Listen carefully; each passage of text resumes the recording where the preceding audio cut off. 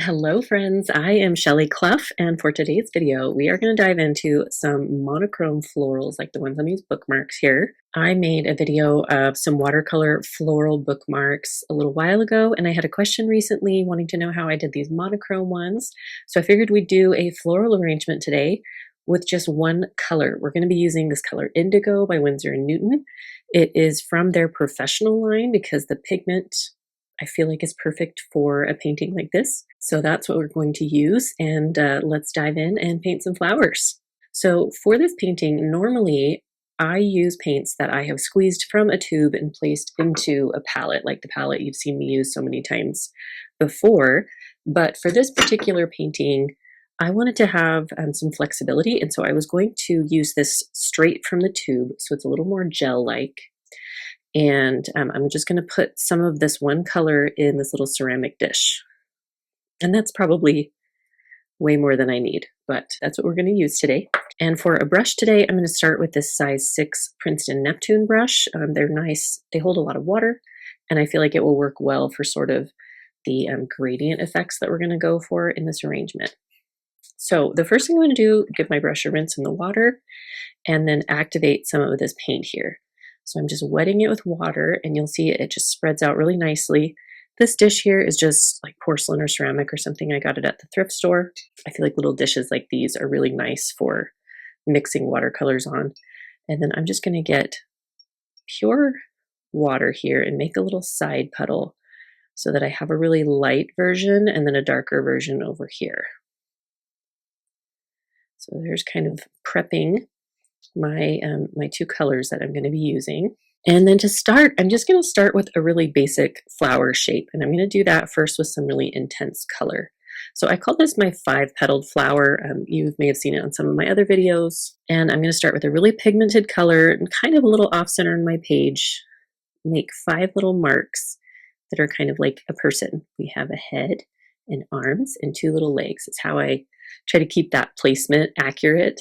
And then I'm just going to add a little water to my brush, and I'm going to pull that pigment out. So what I want is a really nice gradient. So I'm actually rinsing my brush and then pulling that color out so I get kind of that washy effect, because I want contrast in this painting. Because we're only using one color, all of our contrast is going to come from value, which is like the darkness or the lightness of a color. And you see I just tapped a little extra pigment on the center here just to kind of encourage that gradient effect. I'm just going to pull that out on all 5 of these petals here and then add a little more color into the middle.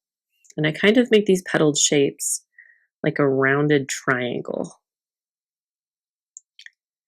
And then again, just tap some extra pigment in the middle there. Isn't that fun watching that kind of whoosh out? I'm just making those points come in a little bit in the center. I love that. So I want to find a few opportunities to create this fun gradient effect and some florals. So I'm going to do that again. I'm just going to get a really watered down color of that. And I'm actually going to grab a bigger brush. I want to use up a lot of real estate on my paper here. This is a size 12 silver black velvet. I love these brushes. They have a really nice spring on them, and the tips of them stay nice and pointed. So like when I get it wet, you see how that has a really nice tip on it, and they're a lot of fun for painting flowers. I'm just going to add a lot of water to my dish here so that I can start with a really translucent color, and then I'm going to make kind of little fan shapes. So I come in here, I'm going to kind of swoosh this up. And so it's sort of like an oversized fan. And then I want it to be smaller on the other side. It's almost like a poppy or something. So I've got kind of 3 petals. And then I'm going to grab some of that darker pigmented color, tap that in the center here. Ooh, see how fun and pretty that is? And we're just going to let the watercolor do its thing and kind of spread around. And we're going to do a few flowers like that around this paper. So I might do one kind of over here.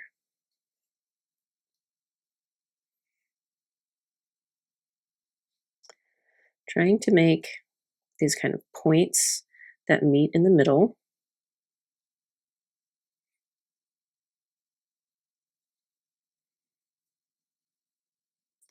And see how all my petals are different sizes here? Like this side are a little smaller. It gives the impression that this flower is facing, it's kind of tilted when we do petals on one side that are a little bit smaller than the other. Okay, and before I get too far, one of my favorite tricks for making a painting look sort of alive and dynamic, especially when it's florals that we're talking about, is to do some curved stems of leaves. So I'm going to come kind of up and over here, make a really skinny little stem, even with some breaks in it like that, just makes it look interesting, and then just make some big leaves here. Yeah, and so for these leaves, this is where this brush is really fun. I kind of make a little flick off, and I'm going to press that down and lift, and then do that again on the other side, a little smaller. And they don't have to be perfect shapes. You just kind of want generally wider in the middle with a little thin mark on the side, and then meeting up at the same point. And we're going to do that a few times. Kind of scooping in, coming out. I'm actually going to do this so it's like almost behind that flower. Ooh, and look, it has a cute little point of contact there. I like it. I'm gonna leave it. And a few different angles. So see how none of my leaves are, they're not exactly the same perspective or shape. I've moved the shapes just a little bit to give them some flexibility. And now I'm going to mimic this stem shape kind of on this side over here. So I'm going to make a curve coming down this way.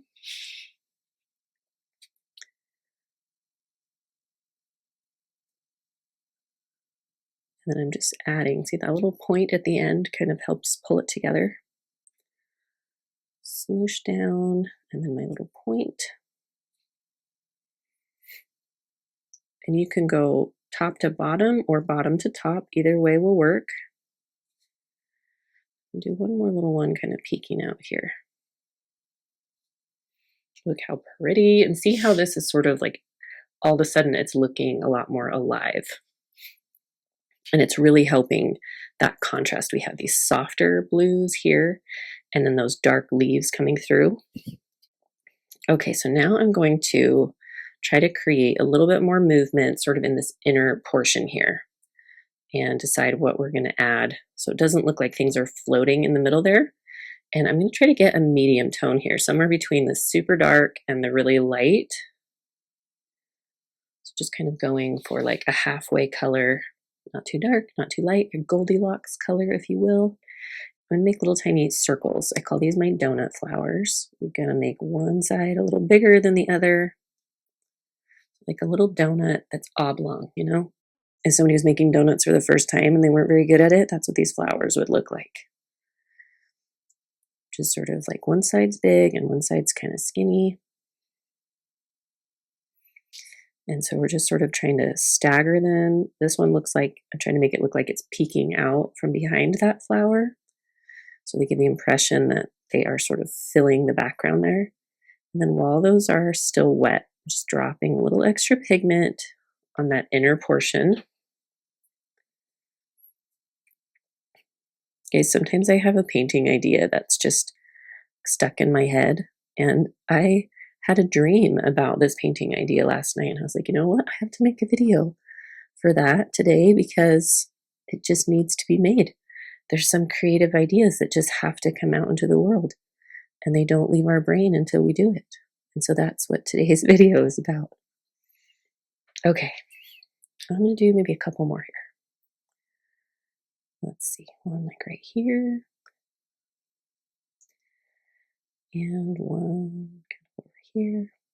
Just sort of going until I feel like there's a good balance, but it looks kind of organic still, not too perfect. And then what I want to do is I'm trying to look for ways to create balance and variety, kind of alternating those two things. So right now I have these really big leaves and I want to find a way to work in a slightly different leaf. And I think I'm going to do that one lighter this time. And so I'm going to kind of come with my brush out this way. Again, really thin line, and this time make sort of long, skinny leaves.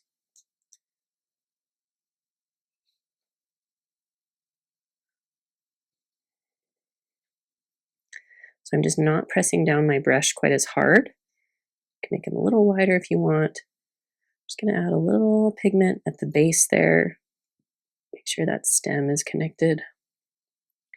Sometimes when you're using a bigger brush, some water will sort of leak out on you. So I'm just like dabbing off my brush so that dries it out a bit, and then it will sort of pick up if I have too much color that came down.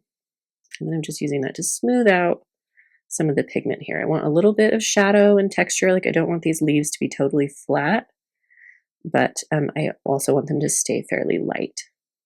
Just sort of tapping in a little extra color here and there. And then I'm going to do something similar kind of over on this side. I don't want it to be perfectly symmetrical. So I'm going to do kind of up like this.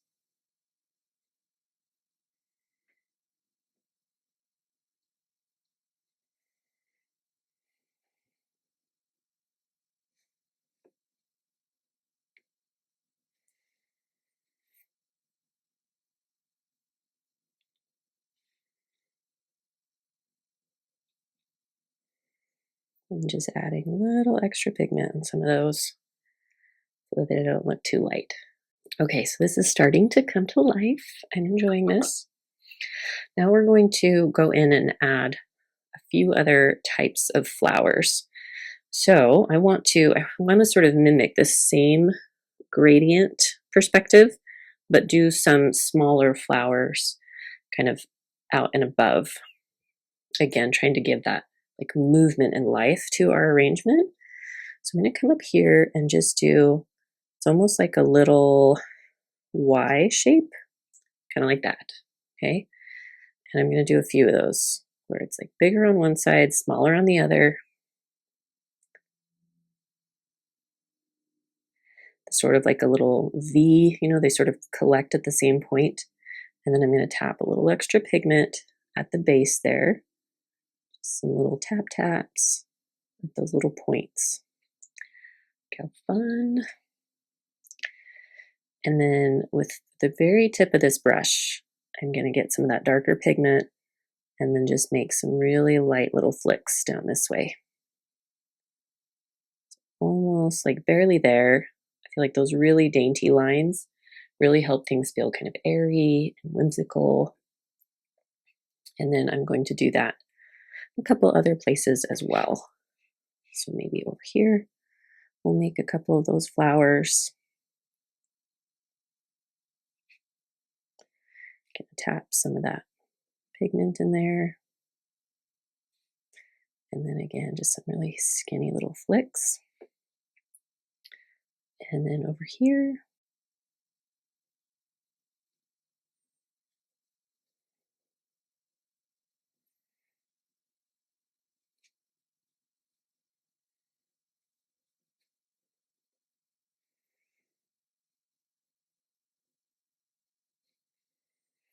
okay, and then get my darker pigment, tap, tap.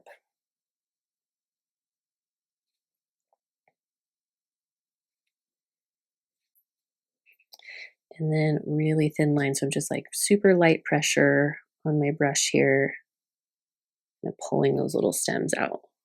Now let's see. I think I am going to add just a little bit more texture with a really dark color of this indigo. So I'm just gonna get a really concentrated color on my brush here. And then kind of in some of these empty spots, I'm just gonna do these little like zigzag flicks.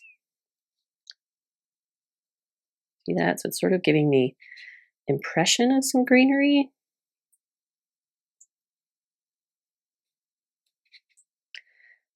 Creates kind of some energy in the painting. And I may do some little just kind of flicks like that in here, sort of help things feel more full.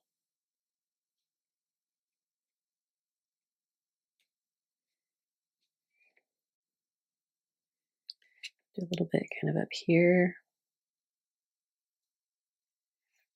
and over here. Just again, kind of going for balance. All right, I think that's looking nice. Now I want to add just a little bit more dimension to the center of these flowers that I did at the very beginning. So I'm going to get that like super concentrated wet color, get it on the tip of my brush here. And then I'm just going to make some little kind of zigzag motions on the inside there, amplifying that color that we dropped in there before. I'm trying to make sure that I'm leaving a tiny bit of white space in the middle, but keep it really small. If it's too big, this little like window there in the middle, if it's too big, it makes your flower look really disjointed, but it does really help to have kind of that center point. I think I might make one or two more of these really light leaf stems. So I feel like they look a little out of place, and if they had more company, we could fill up some of this white space that we have going on. So I'm going to make a stem kind of coming out this way, and I'm just being careful not to hit these really dark marks that I just made. I may actually wait for just a minute to finish. Well, let's see if we can kind of go around like this. So just sort of carefully painting around right there. And dropping a little extra color in. I'm going to paint like a portion of a leaf in here.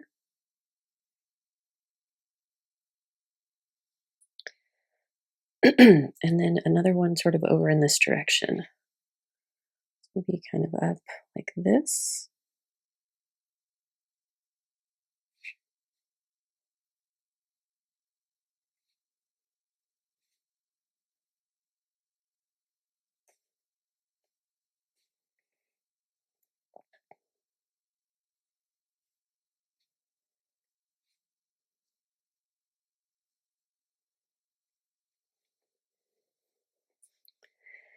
Maybe even, because these are really light, you can create a lot of them without overwhelming your painting too much. So I'm just sort of dropping some of these around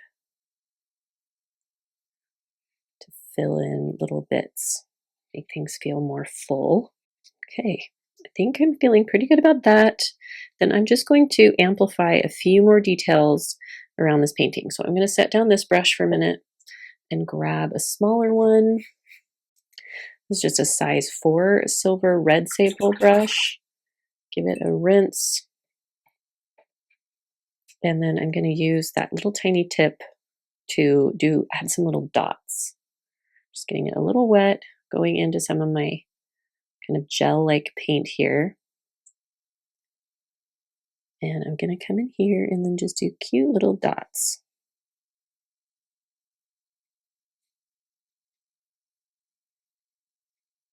Kind of in that center region of these flowers.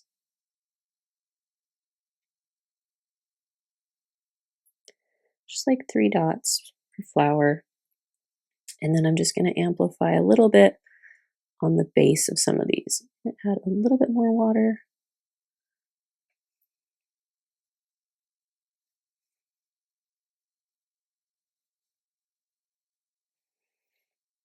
Just using really light pressure. These ones I feel look pretty good. I'll just add a little bit, kind of carving out the bottom of the shape of these flowers.